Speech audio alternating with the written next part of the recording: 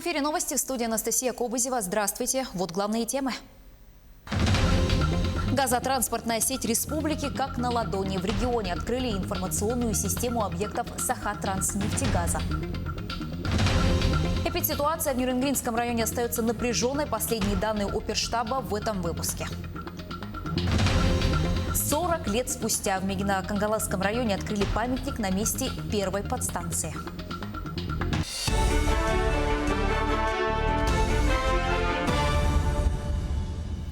Важное событие в газовой отрасли. В Якутии открыли информационную управляющую систему объектов Сахатранснефтегаза. Теперь газотранспортная сеть республики как на ладони представлена на огромном мониторе. Сюда стекается вся информация производственного процесса в режиме реального времени, начиная с добычи и заканчивая распределением населению. Система ведет онлайн-мониторинг всех объектов, создан единый центр сбора данных и аналитики происходящего в производстве, фиксирует, предотвращает и прогнозирует аварийные ситуации. Информационная система облегчит труд диспетчерского персонала при принятии решений в режиме реального времени за счет получения актуальной и точной информации. Меры поддержки в период коронавируса и изменения в федеральном законодательстве. Эти вопросы глава Якутии Сан Николаев обсудил с уполномоченным по защите прав предпринимателей Альбиной Кычкиной. Бизнес-омбудсмен отметила, что необходимо решать проблемы, которые могут испытывать предприниматели в труднодоступных районах при внедрении обязательной маркировки товаров. Связаны они прежде всего с отсутствием связи и транспортной удаленностью. Альбина Кычкина сообщила, что в республике создается общественный институт уполномоченного по защите прав предпринимателей. Айсан Николаев и Альбина Кычкина обсудили предстоящую отмену единого налога на вмененный доход для отдельных видов деятельности. Также они говорили об изменениях в законодательстве в предстоящем году. Речь идет, например, о законе по оценке имущества, об отмене мораториев на банкротство и на внеплановые проверки. Первые новогодние выплаты в размере 5000 рублей, объявленные президентом, поступили якутским семьям с детьми младше 8 лет. Жители столицы отмечают, что выплата очень своевременная, особенно в условиях приближающихся праздников. Напомним, эта выплата является единовременной и предоставляется на каждого ребенка. Средства также могут получить опекуны и попечители ребенка. Деньги поступят по реквизитам счета, указанного в заявлениях по предыдущим выплатам на детей в этом году. За сутки в Якутии зафиксировали 200 новых случаев COVID-19. По информации регионального оперштаба, на Якутск приходится 90 заболевших. Основное внимание уделяется обстановке в Алданском и Мегино-Кангаласском районах, где выявили 13 и 12 случаев. Главам поручено усилить меры профилактики. За сутки в регионе скончались 4 человека от COVID-19.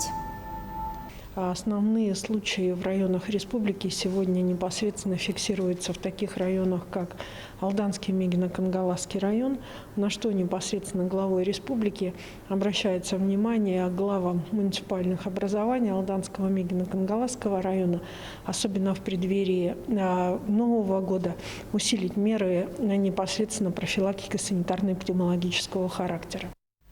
Тем временем на предприятиях республики продолжаются контрольные мероприятия по соблюдению санитарных правил. Так, за минувшую неделю административными комиссиями муниципальных образований было проведено 836 выездных рейдов. Проверяют объекты торговли, общепита и развлекательные центры, из которых большая часть находится в столице. Об этом в ходе брифинга сообщил вице-премьер региона Михаил Никифоров.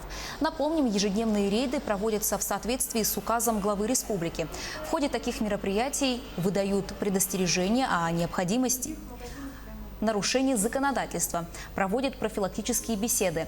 Так, только за неделю управлением Роспотребнадзора выдано 6 предостережений и 30 предписаний, а 53 административных дела направлено в суд. Всего 46 дел рассмотрено судебными органами. Проведен 345 профилактических бесед. Хотел бы отметить, что в том числе административной комиссии со сводной группой оперштаба города Якутска и Министерства предпринимательства Республики Саха-Якутия проведены 182 выездных проверки.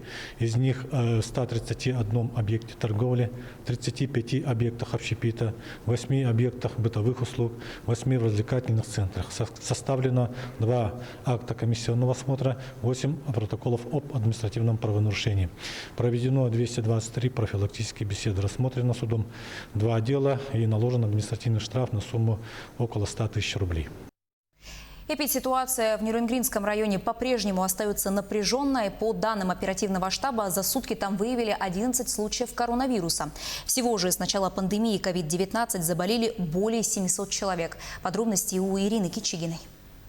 Превышение эпидпорога заболеваемости респираторными заболеваниями отмечается только по взрослому населению, но уже не в тех цифрах, которые озвучивались ранее. В целом заболеваемость превышает эпидпорог на 50-70%. Это говорит о том, что имеет место тенденция к улучшению эпидобстановки. По заболеваемости коронавирусной инфекцией обстановка по-прежнему напряженная. Однако есть небольшие продвижения в сторону уменьшения регистрации заболевших. По стационарному лечению, сейчас на стационарном лечении находится порядка 110 человек. Причем это все только взрослое население, детского населения на стационарном лечении нету. И 128 человек на амбулаторном лечении. Ну, там уже есть детское население.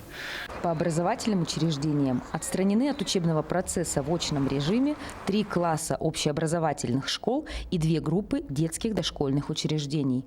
Общая численность детей, переведенных на дистанционное обучение, составляет 80 человек по школам и 40 детей по детским садам. К дополнительному образованию допущены только группы предпрофессиональной подготовки. Это спортивные школы и музыкальные учреждения. Хотелось бы напомнить некоторые моменты по коронавирусной инфекции для населения в целом. Для граждан, которые выезжают за границу, необходимо помнить, что в соответствии с постановлением главного госсанврача Российской Федерации все граждане, прибывающие из-за границы, должны проходить на территории Российской Федерации, граждане Российской Федерации проходить обследование методом ПЦР в течение 3 дней с момента прибытия с последующей регистрацией на сайте госуслуги. Для иностранных граждан допускается прохождение обследования на территории тех государств, из которых они прибыли, не ранее 3 дней до момента пересечения границы. Несоблюдение данных требований влечет за собой привлечение к административной ответственности. Также главный санитарный врач напомнил о необходимости соблюдения масочного режима, социального дистанцирования и усиления дезинфекционного режима. Ирина Кичигина, Захар Головин, Нерюнгри. Накануне вечером из Нижнего Бестяха в свой первый рейс отправился беспересадочный вагон по новому маршруту Нижний Бестях-Иркутск. Подробности у нашего корреспондента Юрия Осипова. Вчера в 46-градусный мороз в 17 часов с автовокзала города Якутска состоялся трансфер пассажиров на железнодорожный вокзал в Нижнем Бестяхе. Уже неделя, как поезд номер 327 Нижний Бестях-Нерюнгри согласно расписанию отправляется в 19 часов 30 минут местного времени. Новый график движения поезда и вагонов беспересадочного сообщения разработан специально для повышения качества обслуживания пассажиров Якутии, Амурской области, Хабаровского края, Бурятии, Забайкальского края и Иркутской области.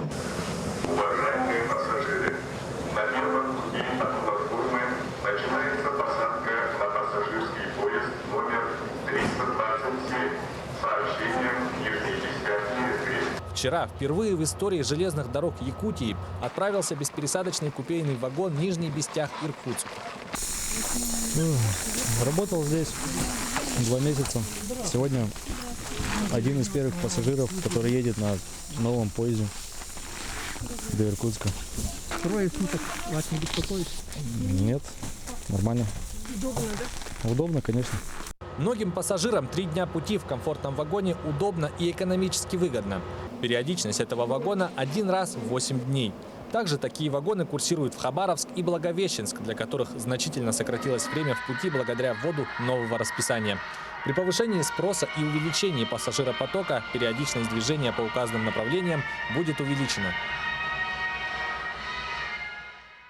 селе Бахсы Чурапчинского района открыли фельдшерско-акушерский пункт в рамках нацпроекта здравоохранения. Новый объект полностью оснащен медицинским оборудованием и мебелью. Есть кабинет фельдшера, процедурная, смотровой кабинет и подсобные помещения. Местные жители отмечают, что это отличный подарок к Новому году. Открытие этого ФАП очень знаменательно и очень важно для социального развития, и для населения в общем. За короткие 2 месяца подрядчик даже за неделю раньше срока закончил строительство.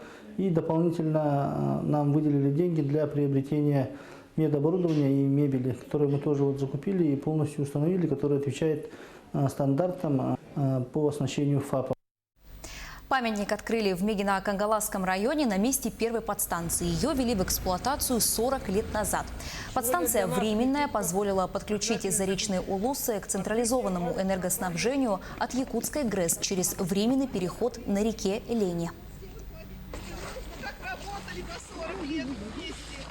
И 22-го этот объект был закончен.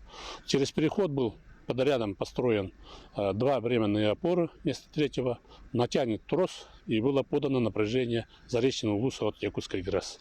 Значит, дизельные станции, которые работали, это Арытицкий, это Нижнебестязский, Чурапчинский, Ангинский и Хандлинский, начали работать для поддержания напряжения. Основную нагрузку Якутская ГРЭС на себя взяла. Это позволило на развитие потребления электрической энергии всего заречного улуса и таких улусов, как Тампонский. Лучшим культурно-досуговым учреждениям Хангаласского района вручили денежные сертификаты. Смотр-конкурс проводился в этом году впервые. В нем приняли участие 9 центров культуры района. Победителей выбирали в 3 категориях в зависимости от численности населения. Среди победителей Центр культуры поселка Махсагалох, сел Кердем и Хатучу. Также в этом году был учрежден грант главы Хангаласского района в области декоративно-прикладного искусства в размере 50 тысяч рублей. Его первым обладателем стал народный мастер, педагог Покровской средней школы номер 3 Юрий Романов с проектом «Сувениры из керамики».